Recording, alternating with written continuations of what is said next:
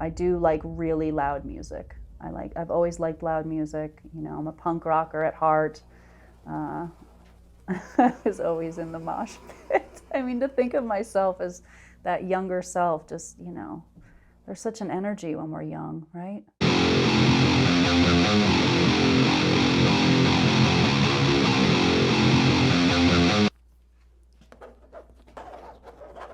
When I start a painting, I get my tools ready. I clean up my sticks, my RNF pigment sticks. I typically will mix maybe some piles of gray paint, or if there's some leftover paint on my palette, I'll scrape that up and add in some white.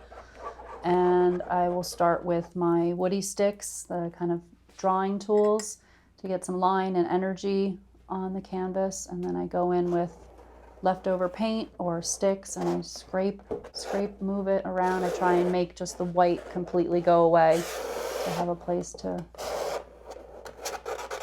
start and to continue, I guess, yeah. And when I get into my studio, it feels like the ultimate opportunity to stop thinking. So it really is a feeling that I try and be in the moment as best I can and be paying attention to the way the color is moving. I just try and listen to the feelings that come with each mark.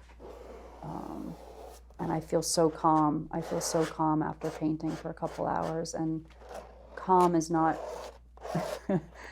in my opinion, a way I would describe myself. I feel like I'm pretty, I have a fire, you know, I've got that fire going. Intense energy, a lot of ideas, a lot of energy, emotions. So. But orange is my favorite color in a painting. I find that orange always finds its way in. Sometimes even when I cover it up, it's gonna peek through and find its way back in. But yeah, I always say I've had a love affair with orange since I was in 7th grade.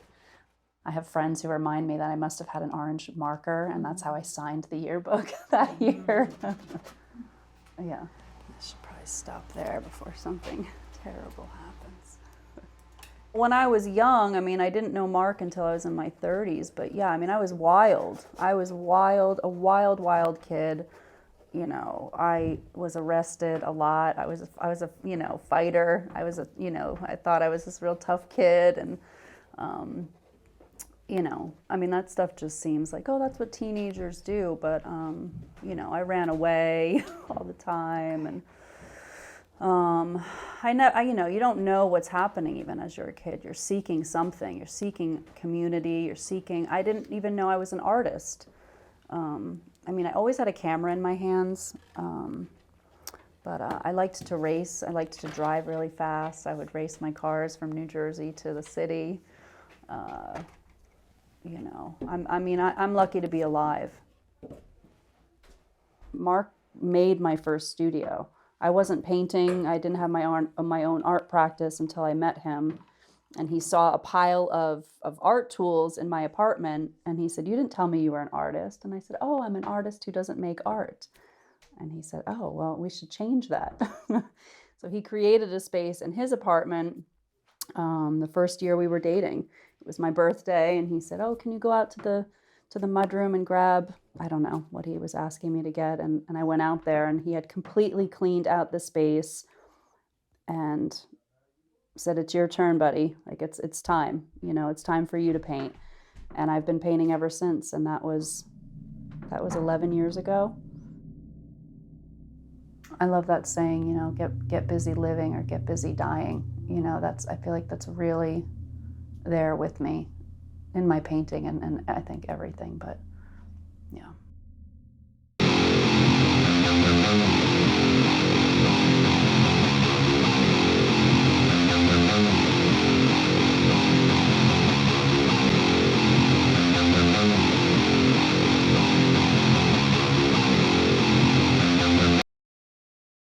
So here's my title list, my ongoing titles.